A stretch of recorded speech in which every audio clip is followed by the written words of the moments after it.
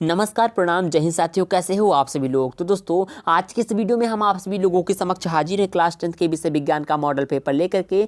जी हाँ साथियों, जो कि एक बार अर्धवार्षिक परीक्षा 2022-23 में पूछा जा चुका है। और दोस्तों, जिस प्रकार से यहाँ पर आप सभी लोगों से क्वेश्चन पूछे गए हैं, ठीक उसी प्रकार से आप सभी लोगों के बोर्ड एग्जाम में भी क्वेश्चन आने वाले हैं। तो दोस्तों चलिए देख लेते हैं फटाफट किस प्रकार के क्वेश्चन आप सभी लोगों से बोर्ड एग्जाम में पूछे जाएंगे। और दोस्तों, यहाँ पर जो वैकल्पिक प्रश्न है उनके जो उत्तर है मैं आप सभी लोगों को बता दूंगा। तो चलिए देख लेते हैं किस प्रकार से क्वेश्चन आएंगे आप सभी लोगों के बोर्ड एग्जाम में। तो दोस्तों, जो पेपर मिलेगा आप सभी लोगों को, उसमें सबसे पहले आप सभी लोगों को देखने को मिलेगा टाइम, जो कि लगभग 3.25 घंटे या 3 घंटे दिया हुआ मिल जाएगा। और दोस्तों, पूर्णांक 70 या 100 नंबर का दिया हुआ रहता है और क्लास 10th का पेपर है दोस्तों, और विषय विज्ञान है। तो चलिए देख लेते हैं किस प्रकार से आप सभी लोगों से क्वेश्चन पूछेंगे। तो यहाँ पर दोस्तों आप सभी लोगों को सबसे पहले देखने को मिलेगा खंड, जो कि कई खंडों में आप सभी लोगों से क्वेश्चन पूछे जाते हैं। तो यहाँ पर दोस्तों 3 खंड में आप सभी लोगों से पेपर में जो क्वेश्चन पूछे जाएंगे। और ये खंड जो है दोस्तों, खंड का में भौतिक विज्ञान, जो कि 25 अंकों में पूछा जाएगा। तो चलिए देख लेते हैं किस प्रकार से क्वेश्चन पूछे जाने वाले हैं। तो दोस्तों यहाँ पर पहला क्वेश्चन आप सभी लोगों को देखने को मिलेगा, विद्युत धारा का मात्रक होता है। लेकिन इससे पहले आपको यहाँ पर क्वेश्चन नंबर फर्स्ट करके ऐसे दिखाए रहेंगे, निम्नलिखित प्रश्नों के सही विकल्प को चुनिए। ठीक है, उसके बाद आप सभी लोगों से ऐसे जो है क्वेश्चन पूछे जाएंगे। तो यहाँ पर लिखा हुआ विद्युत धारा का मात्रक होता है। अब इसमें 4 ऑप्शन है दोस्तों, कूलाम, यहाँ पर लिखा हुआ है दोस्तों कूलाम, वोल्ट, एम्पियर और जूल। यहाँ जूल नहीं होगा दोस्तों, यहाँ पर होगा जूल। तो इसका जो सही ऑप्शन है दोस्तों वो होगा एम्पियर। चलिए आगे बढ़ते दोस्तों, देख लेते हैं अगला क्वेश्चन। तो यहाँ पर दोस्तों हमारा जो अगला क्वेश्चन पूछा गया है वो है लेंस की क्षमता का मात्रक होता है। अब कौन सा होता है, डायोप्टर, जूल, मीटर, सेंटीमीटर। तो दोस्तों इसका जो सही उत्तर होगा वो है डायोप्टर। तो चलिए आगे बढ़ते दोस्तों, अगला क्वेश्चन देखते हैं। यहाँ पर ग नंबर पे जो क्वेश्चन पूछा गया है दोस्तों आप सभी लोगों से, वो है समतल दर्पण के सामने एक वस्तु दर्पण से 10 सेंटीमीटर की दूरी पर रखी गई है। दर्पण से प्रतिबिंब की दूरी होगी। अब क्या होगी दोस्तों, यहाँ पर 4 ऑप्शन है, 5 सेंटीमीटर, 10 सेंटीमीटर, 15 सेंटीमीटर, 20 सेंटीमीटर। इसका जो सही उत्तर होगा दोस्तों वो है 10 सेंटीमीटर। ठीक है, चलिए आगे बढ़ते हैं दोस्तों। और यहाँ पर जो हमारा अगला क्वेश्चन है दोस्तों वो है एक उत्तल दर्पण की फोकस दूरी 20 सेंटीमीटर है। इसकी फोकस दूरी क्या होगी? तो आपको बताना है दोस्तों, यहाँ पर ए ऑप्शन पे यह बराबर आर या बराबर r/2, और सी में दिया गया है या बराबर 2r, और यहाँ पर डी में दिया गया है या बराबर 3r। ठीक है, तो इस प्रकार से ऑप्शन दिए गए हैं, आपको बताना है कौन सा ऑप्शन सही है। तो यहाँ पर दोस्तों अंगा नंबर पे जो क्वेश्चन दिया गया है उसको देख लीजिए। यहाँ पर दिया हुआ है एक उत्तल लेंस की फोकस दूरी 100 सेंटीमीटर है। इसकी क्षमता होगी 2D, 4D, 10D और या फिर होगी यहाँ पर 50D। तो इसका जो सही ऑप्शन है दोस्तों वो होगा 50D। यहाँ पर जो एक उत्तल लेंस की फोकस दूरी है 100 सेंटीमीटर अगर दिया हुआ है, तो इसकी जो क्षमता होगी वो आप सभी लोगों को जो है बता दें 50D होगी, अर्थात 50 डायोप्टर। तो चलिए आगे बढ़ते दोस्तों, यहाँ पर 4 नंबर वाला क्वेश्चन देखते हैं। यहाँ पर दिया हुआ है दूरदृष्टि दोष के निवारण में कौन सा लेंस प्रयुक्त होता है, अर्थात प्रयोग होता है। तो यहाँ पर 4 ऑप्शन दोस्तों हैं, उत्तल लेंस दिया हुआ है, अवतल लेंस दिया हुआ है, और उत्तल लेंस अवतल लेंस दोनों दिया हुआ है, कोई नहीं दिया हुआ है। तो इसका जो सही उत्तर होगा दोस्तों वो होगा उत्तल लेंस। दूरदृष्टि दोष के निवारण में जो लेंस प्रयोग होता है वो है दोस्तों उत्तल लेंस। चलिए आगे बढ़ते हैं और देखते हैं किस प्रकार के क्वेश्चन पूछे जाएंगे। तो यहाँ पर अगला क्वेश्चन जो पूछा गया दोस्तों वो है कार्य का मात्रक होता है वोल्ट, किग्रा अर्थात किलोग्राम, सेंटीमीटर और जूल। तो यहाँ पर सही ऑप्शन होगा दोस्तों हमारा जूल। तो आपको यहाँ पर क्लियर करके जाना है, जो कार्य का मात्रक होगा वो होगा जूल। तो इस प्रकार के जो क्वेश्चन आप सभी लोगों से वैकल्पिक प्रश्न में पूछे जाने वाले हैं, तो इसको तैयार कर लीजिएगा। चलिए आपको बता दें कि आप सभी लोगों से जो विवरणात्मक प्रश्न है अर्थात वर्णनात्मक प्रश्न है, जिनको आपको वर्णन करके लिखना है, अर्थात एक शब्दों में नहीं देना है, अर्थात विकल्प में नहीं देना है, उस प्रकार के क्वेश्चन आपसे कैसे पूछे जाएंगे, किस प्रकार के क्वेश्चन होंगे वो। तो यहाँ पर देखिए दोस्तों, 2 में पूछा गया निम्न प्रश्नों के उत्तर दीजिए। और क्वेश्चन में पूछा गया है प्रकाश का परिवर्तन किसे कहते हैं, और इसके दोनों नियम लिखिए। तो यहाँ पर देखिए इस प्रकार के क्वेश्चन आप सभी लोगों से आपके बोर्ड एग्जाम में पूछे जाने वाले हैं। और यहाँ पर देखिए ख नंबर पर पूछा गया है प्रतिरोधों का श्रेणी क्रम संयोजन का तुल्य प्रतिरोध ज्ञात कीजिए। और ग में पूछा गया है 3 सेंटीमीटर ऊंचाई की कोई वस्तु 15 सेंटीमीटर फोकस दूरी की अवतल लेंस के मुख्य अक्ष पर रखी गई है। वस्तु का प्रतिबिंब लेंस से 10 सेंटीमीटर दूरी पर बनता है, तो ज्ञात कीजिए। क्या ज्ञात करना है दोस्तों, देखिए नीचे लिखा हुआ है ये नीचे लिखा हुआ है वस्तुओं से लेंस की दूरी ज्ञात करनी है और प्रतिबिंब की प्रकृति में आकार परिकलित करना है। ठीक है, तो ये दोनों आपको ज्ञात करना है। और दोस्तों इसी प्रकार के आप सभी लोगों से क्वेश्चन पूछे जाने वाले हैं। तो चलिए अगला भी क्वेश्चन देख लेते हैं। दोस्तों यहाँ पर पूछा गया है ग्रह चमकते हुए दिखाई देता है लेकिन तारे नहीं दिखाई देता है, तो इसका क्या रीजन है। आपको इस प्रकार के भी क्वेश्चन मिलने वाले हैं, तो इसको भी तैयार करके जाइएगा। यहाँ पर देखिए अंगा नंबर पे देखा गया है यदि 10 कूलाम 6 कूलाम तथा 4 कूलाम के 3 प्रतिरोधों को समांतर क्रम में जोड़ा जाए तो परिपथ का तुल्य प्रतिरोध क्या होगा, ग्राफ द्वारा दर्शाना है। तो याद रखिएगा वहां पर आप सभी लोगों को ग्राफ बना करके भी आपको जो है आंसर प्रकट करना पड़ेगा अर्थात बताना पड़ेगा। तो इस प्रकार के भी क्वेश्चन आपको तैयार करके जाना है, पहले से मैं बता दे रहा हूं दोस्तों। और यहाँ पर अगला क्वेश्चन देखेंगे तो तीसरा नंबर पर पूछा गया दोस्तों निम्नलिखित प्रश्नों के उत्तर दीजिए। आप कौन कौन से प्रश्न यहाँ पर पूछे गए दोस्तों। यहाँ पर का नंबर पर देखिए लिखा हुआ है निकट दृष्टि दोष किससे कहते हैं, इसको समझाते हुए इसके निवारण को स्पष्ट कीजिए तथा इसके निवारण में कौन सा लेंस प्रयुक्त होगा। आपको बताना है इसके निवारण के लिए कौन सा लेंस प्रयुक्त होने वाला है। ठीक है, और अगला क्वेश्चन खा नंबर पे जो पूछा गया दोस्तों वो है परिपथ की धारा ज्ञात करनी है। ठीक है, अर्थात परिपथ की धारा ज्ञात कीजिए। नीचे ग्राफ बना हुआ है, आप सभी लोग इस प्रकार से जो है इसका आंसर देना है। चलिए आगे बढ़ते हैं दोस्तों। यहाँ पर देखते हैं अगले खंड में अर्थात खंड खा में। तो यहाँ पर दोस्तों आपको खंड खा में जो है रसायन विज्ञान के क्वेश्चन देखने को मिलेंगे जो कि लगभग में 20 नंबर का पूछा जाएगा। ठीक है, तो यहाँ पर देखिए दोस्तों का अर्थात फर्स्ट नंबर पे जो क्वेश्चन है का में, उसमें लिखा हुआ है कार्बन की संयोजकता होती है 4 2 3 5। कौन सा ऑप्शन सही है दोस्तों। यहाँ पर जो हमारा ऑप्शन सही है वो है नंबर 4। ठीक है, अर्थात ऑप्शन नंबर ए 4 इसका जो संयोजकता है वो ठीक होगी, अर्थात कार्बन की संयोजकता होती है वो 4 होती है।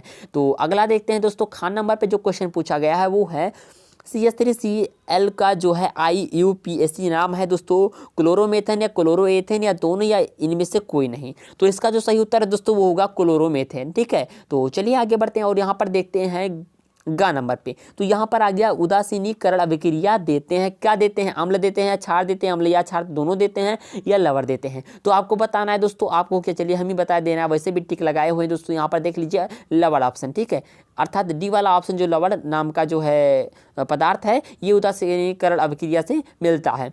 और आपको चलिए आगे बढ़ने से पहले आपको बता दें ये जो उदासीनी अभिक्रिया है इसको आपको तैयार करके जाना है, क्योंकि दोस्तों ये पिछले कई वर्षों से ये क्वेश्चन पूछा जा रहा है। तो इसको तैयार कर लीजिएगा दोस्तों, क्योंकि ये हर बार क्वेश्चन आया हुआ है और इसको तैयार कर लीजिएगा। मैं बार बार बोल रहा हूँ कि उदासीनीकरण अभिक्रिया आपको तैयार करके जाना है और ये पक्का है कि आप सभी लोगों के एग्जाम में आएगा। ठीक है, तो चलिए आगे बढ़ते हैं दोस्तों। यहाँ पर घ नंबर वाला क्वेश्चन देखते हैं। यहाँ पर दिया हुआ है CH2 बॉन्ड CH2 का IUPAC नाम है दोस्तों मेथेन एथिन दोनों कोई नहीं। आपको बताना है कौन सा ऑप्शन सही है, कमेंट बॉक्स में करिएगा जरूर। ठीक है, चलिए आगे बढ़ते हैं दोस्तों, देखते हैं अगला क्वेश्चन। यहाँ पर देखिए दोस्तों अंगा में पूछा गया है अम्ल जलीय विलयन यहाँ पर पूछा गया है अम्ल जलीय विलयन में देता है, क्या देता है, एच आयन OHCl2 कोई नहीं। आपको जो यहाँ आंसर सही होगा वो होगा एच आयन। ठीक है, तो चलिए आगे बढ़ते दोस्तों, अगला क्वेश्चन देख लेते हैं 4 नंबर वाला। दोस्तों 4 नंबर में यहाँ लिखा हुआ है अम्ल और क्षार की क्रिया कहलाती है, क्या कहलाती है, स्थिरीकरण या उदासीनीकरण या दोनों या कोई नहीं।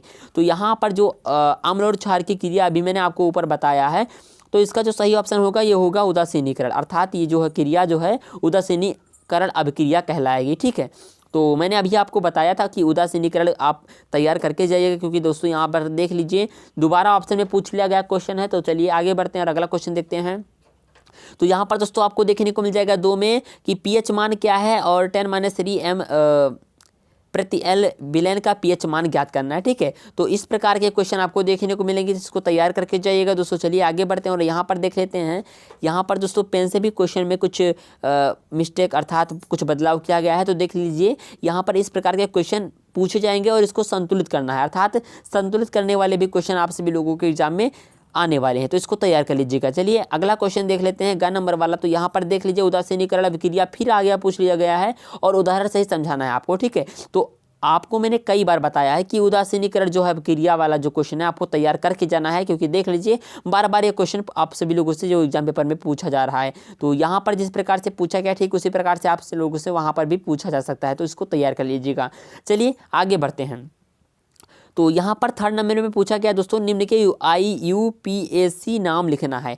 तो जो निम्न में दिया गया था, जो नीचे दिया गया है, उसके जो है आप सभी लोगों को IUPAC नाम लिखना है। तो यहाँ पर देख लिए फर्स्ट ऑप्शन पे दिया गया है C2H5OH और CH3CHO, और थर्ड में दिया गया है C2H5NH2 और 4 में दिया गया है COOH। ठीक है, तो इन सभी को जो है आप सभी लोगों को IUPAC नाम लिखना है इन सभी के। ठीक है, तो चलिए आगे बढ़ते हैं और अगला क्वेश्चन देख लेते हैं। और यहाँ पर आप सभी लोगों को देखने को मिल जाएगा, अगर आप सभी लोगों को IUPAC नाम नहीं आता है तो अथवा करके यहाँ पर आप सभी लोगों से पूछ लिया गया है कि हाइड्रोकार्बन क्या है, इनका वर्गीकरण करो। ठीक है, तो अगर आपको IUPAC नाम नहीं आता तो इस प्रकार से आप सभी लोगों को अथवा मिल जाएगा हाइड्रोकार्बन क्या है, इनका वर्गीकरण करो।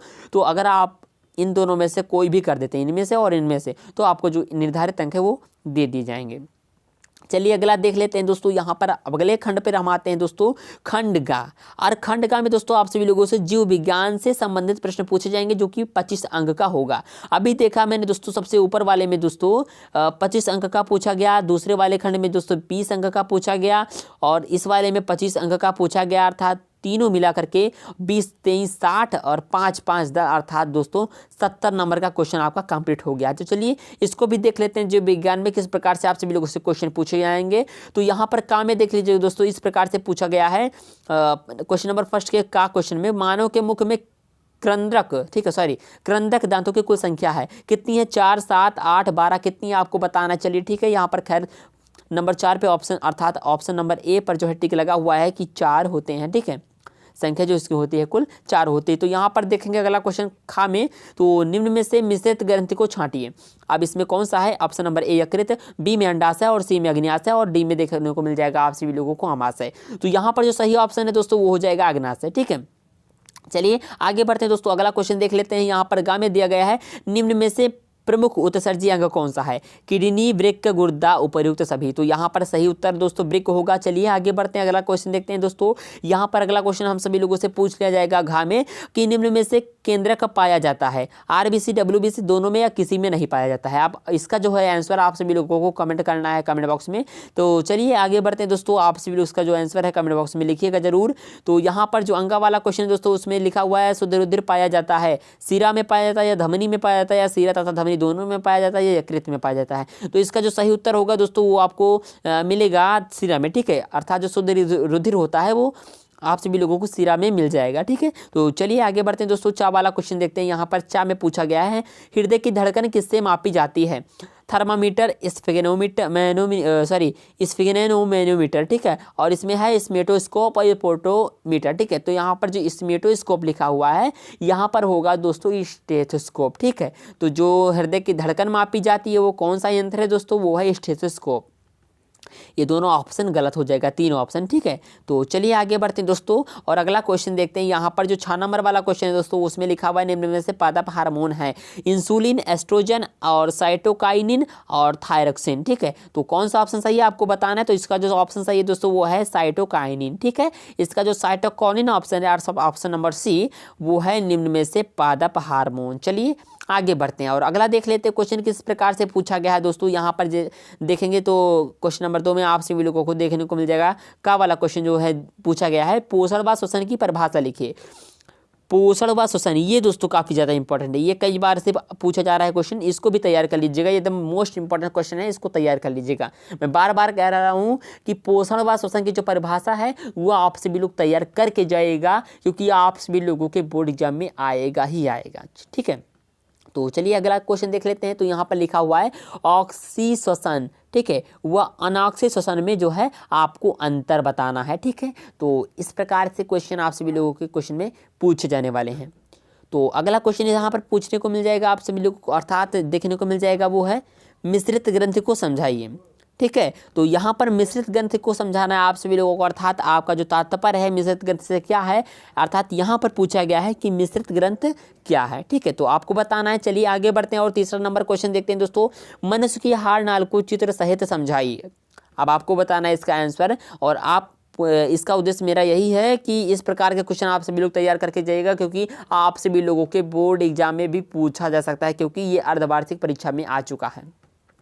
चलिए चौथा नंबर क्वेश्चन देख लेते हैं। यहाँ पर पूछा गया है दोस्तों, मनुष्य के हृदय की क्रिया विधि को समझाइए। और अगर आपको ये नहीं आता तो अथवा में ऐसे नीचे आपको देखने को मिल जाएगा, मनुष्य के उत्सर्जी तंत्र का सचित्र वर्णन करना है। ठीक है, आपको इस प्रकार से क्वेश्चन देखने को मिल जाएंगे।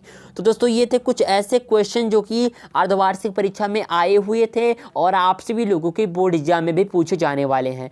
तो इस प्रकार के क्वेश्चन पूछे जा सकते हैं, मैं कन्फर्म नहीं कह सकता क्योंकि दोस्तों ये अर्धवार्षिक में आया हुआ पेपर है, इसीलिए मैं आप सभी लोगों को बता दिया हूं कि इस प्रकार के जो आप सभी लोग क्वेश्चन तैयार कर लीजिएगा, क्योंकि इस प्रकार के क्वेश्चन आप सभी लोगों को बोर्ड एग्जाम में देखने को मिल जाएगा।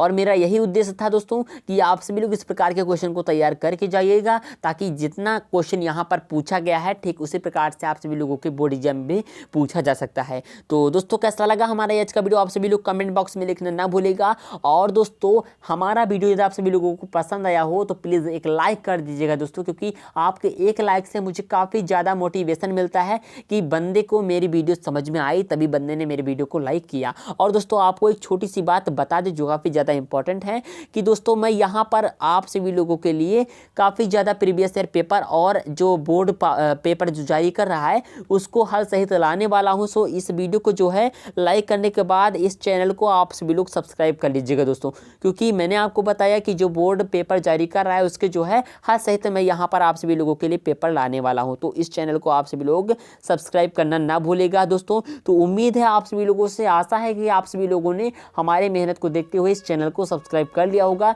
सो इसके लिए बहुत बहुत धन्यवाद, तहे दिल से साथ धन्यवाद दोस्तों। और मिलते हैं अगले वीडियो में ऐसे ही वीडियोज के साथ, तब तक के लिए जय हिंद, जय भारत, वंदे मातरम।